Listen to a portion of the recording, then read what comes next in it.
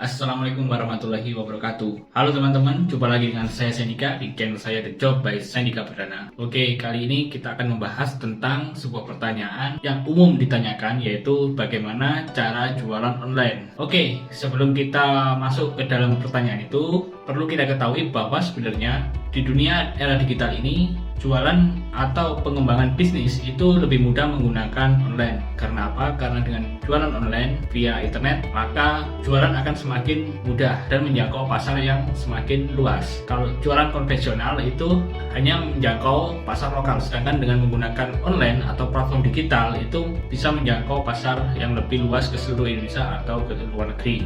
Banyak pedagang yang ingin merambah ke dunia online itu dengan alasan mereka ingin meningkatkan penghasilan. Saya sendiri juga menggunakan marketplace untuk berjualan online.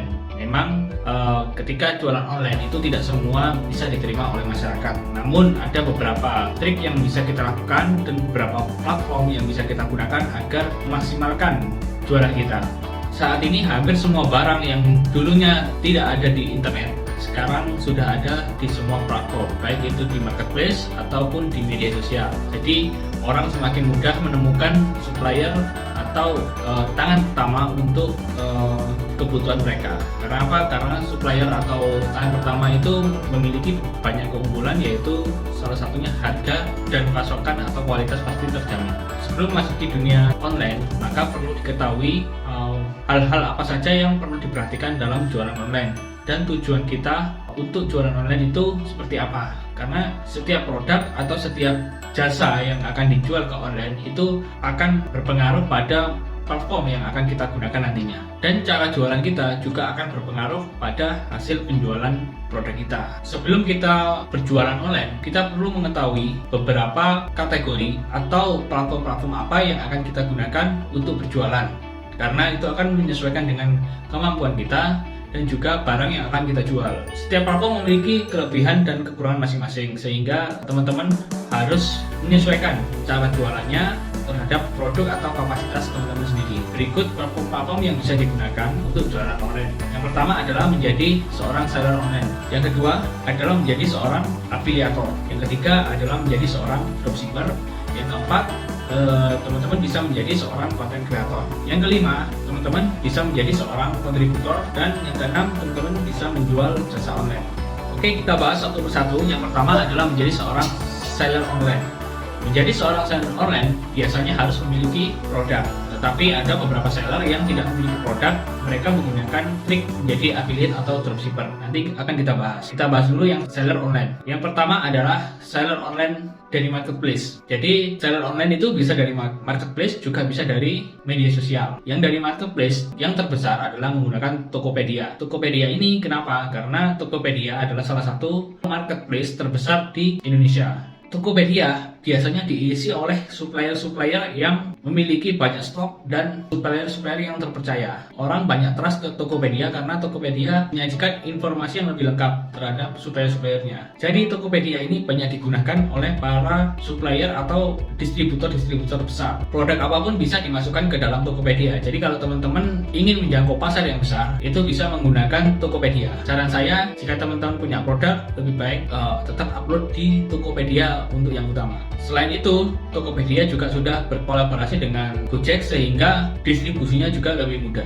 Yang kedua adalah teman-teman bisa menggunakan platform marketplace, yaitu Shopee. Kenapa Shopee? Karena Shopee adalah marketplace yang sangat diminati oleh kaum hawa, terutama di bidang fashion atau kecantikan. Tapi Shopee juga banyak diminati oleh anak-anak muda juga karena banyak promo-promo yang masuk ke dalam Shopee dan dana promosi Shopee sangatlah besar, sehingga banyak keuntungan yang menarik pembeli untuk membeli barang di Shopee seperti gratis ongkir, kemudian diskon dan lain-lain. Dan Shopee juga didukung oleh Shopee Food, sehingga teman-teman yang jualan makanan bisa masuk atau daftar di Shopee Food. Shopee Food cukup membantu masyarakat seperti halnya GoFood, sehingga orang-orang hanya cukup satu aplikasi bisa berbelanja barang, juga bisa berbelanja makanan untuk sehari-hari. Dan ini yang dilakukan oleh Gojek dan Tokopedia saat ini juga. Kekurangan dari Shopee adalah persaingan harga. Di Shopee itu banyak sekali yang mengganti harga dan harganya sangat murah sekali. Kalau teman-teman perhatikan, di Shopee itu satu barang bisa bervariasi dari harga yang termurah sampai harga yang tertinggi. Ini kadang memang membuat customer bingung. Tapi biasanya customer lebih memilih yang ratingnya paling bagus. Yang berikutnya adalah Lazada.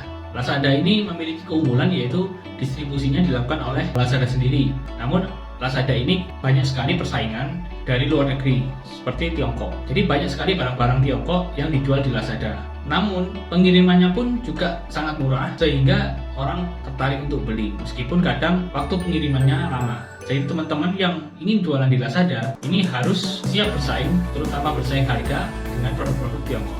Yang berikutnya adalah Bukalapak.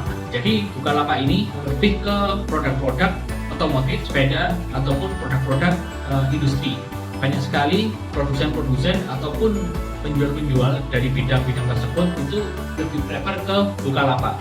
Karena apa? Bukalapak menyediakan banyak komunitas yang mengumpulkan para penjual-penjual di bidang, terutama bidang yang berhubungan dengan hobi atau kebutuhan otomotif dan industri. Kalau teman-teman punya barang berupa spare part motor atau spare part mobil atau alat elektronik, itu biasanya lebih banyak dijangkau di Bukalapak. Karena pengunjung Bukalapak itu mayoritas adalah laki-laki, jarang sekali cewek yang belanja lewat Bukalapak. Nah, selain marketplace, teman-teman juga bisa jualan di marketplace dari media sosial. Nah, marketplace media sosial ini yang paling banyak yaitu Facebook dan TikTok Shop.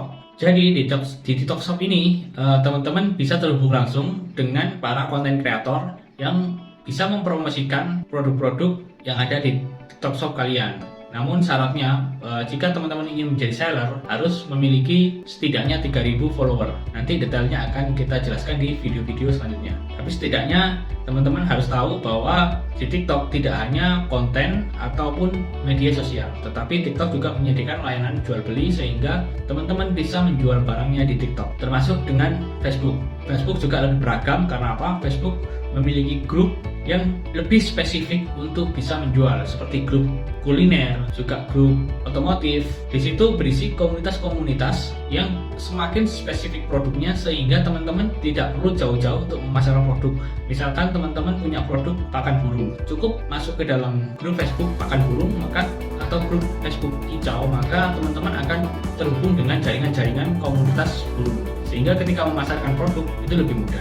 Selanjutnya ada satu lagi yaitu OLX. OLX ini adalah platform untuk menjual barang bekas. Kalau teman-teman punya barang bekas ataupun peralatan-peralatan bekas biasanya dijual di OLX. Tapi tidak hanya barang bekas, biasanya OLX juga menjualkan produk-produk otomotif ataupun perumahan. Jadi teman-teman di sini bisa mencari bisa mencari informasi mengenai kontrakan ataupun persewaan apartemen, tanah dijual itu di OLX. Karena OLX ini memang sangat spesifik sekali dan produknya memang berbeda dengan marketplace lain yang bisa menjual langsung dikirim. Tapi untuk OLX ini teman-teman nanti akan dihubungkan langsung dengan sellernya sehingga transaksi bisa dilakukan di luar marketplace. Seperti transaksi mobil misalkan, jika teman-teman membeli mobil maka teman-teman perlu meninjau dulu. Teman-teman tidak bisa membeli mobil dari Shopee, tapi kalau dari OLX bisa. Gitu ya. Nah, itu tadi cara jualan sebagai seorang seller online. Berikutnya adalah menjual sebagai seorang afiliator. Apa itu afiliator? Jadi afiliator adalah cara berjualan kalian hanya dengan mempromosikan produk tanpa harus memiliki stok. Nanti kalian akan mendapatkan komisi dari penjualan produk atau jasa itu. Misalkan afiliat dari Shopee. Jadi teman-teman hanya mencantumkan link di media sosial atau di pesan privat seperti grup atau WhatsApp. Nanti orang yang membeli melalui link tersebut akan terhubung dengan toko yang menjadi afiliasi kalian. Sehingga jika kalian ingin menjual tanpa stok bisa menggunakan metode afiliasi. Nanti pendapatan kalian akan berupa komisi penjualan dari barang yang dijual. Afiliator banyak sekali, seperti TikTok juga ada TikTok affiliate, kemudian beberapa produk dari beberapa seller bisa misalkan penjual buku atau penjual e-book itu biasanya juga menyediakan afiliator. Kemudian ada juga penjual software. Jadi teman-teman yang ingin menjual software itu bisa menjadi affiliate software. Banyak caranya. Nanti teman-teman bisa browsing dan bisa mencari tutorial-tutorial lain yang lebih spesifik tentang afiliator. Berikutnya cara jualan online yaitu dengan menjadi seorang dropshipper. Oke, apa itu dropshipper? Jadi dropshipper adalah berjualan tanpa stok juga, seperti afiliator. Hanya saja dropshipper bisa menentukan harga jual dan menjual barang sama persis di marketplace yang sama juga. Dropshipper ini biasanya tidak otomatis seperti affiliate. Kalau affiliate itu proses penjualan itu biasanya sudah otomatis. Ketika orang klik link barang yang akan dibeli, maka dia terhubung langsung dengan supplier. Berbeda dengan dropshipper. Ketika dropshipper itu customer akan terhubung dengan kita. Jadi orang akan membeli di kita dan kita membeli di supplier. Tapi dari pihak supplier nanti akan mengirim barang langsung kepada pembeli, sehingga kita tidak perlu packing atau stok barang dulu. Namun nanti oleh supplier, nama pengirim akan ditulis dengan nama kita. Itu adalah dropshipper. Keunggulan dropshipper ya itu tadi, memang kita nggak perlu stok barang. Namun ada hal yang memang menjadi kurang dropshipper, yaitu harga lebih mahal. Karena apa? Karena kita perlu upping harga biasanya. Kecuali kita bisa mendapatkan supplier yang lebih murah sehingga harga bisa bersaing. Oke, berikutnya adalah menjadi seorang content creator. Content creator itu adalah bisa menjadi seorang YouTuber atau menjadi seorang TikToker atau menjadi konten di media-media sosial yang lain. Gimana cara jualan menjadi seorang content creator? Banyak sekali cara jualan menjadi seorang content creator, karena dengan menjadi content creator kalian akan punya jaringan atau pasar dari penonton kalian di channel kalian. Misalkan di YouTube, biasanya orang akan membuka jasa endorse ketika menjadi seorang content creator. Selain itu, menjadi seorang content creator bisa mencantumkan link affiliate atau link dropshippernya, sehingga dia juga bisa mendapatkan uang dari content creator, endorsement juga mendapatkan uang dari affiliate itu. Selain itu, jika seorang content creator memiliki banyak follower atau banyak subscriber dan dipercaya oleh masyarakat untuk bidang tertentu, misalkan dalam bidang pertanian, seorang content creator dalam bidang pertanian yang dipercaya, maka hal-hal yang ia sarankan atau ia promosikan akan lebih mudah dibeli oleh masyarakat. Misalkan ketika teman-teman memiliki produk pupuk dan teman-teman juga seorang content creator, maka pupuk teman-teman akan lebih mudah diterima. Nantinya produk pupuk kalian akan lebih banyak dilihat atau diikuti, sehingga dibeli oleh para pemirsa di channel kalian. Berikutnya adalah menjadi seorang kontributor. Kontributor ini lebih kepada kontributor yang saya tahu adalah kontributor foto atau video, sehingga jika teman-teman hobi fotografi daripada fotonya itu terbuang sia-sia, maka teman-teman bisa mengupload di platform-platform tertentu.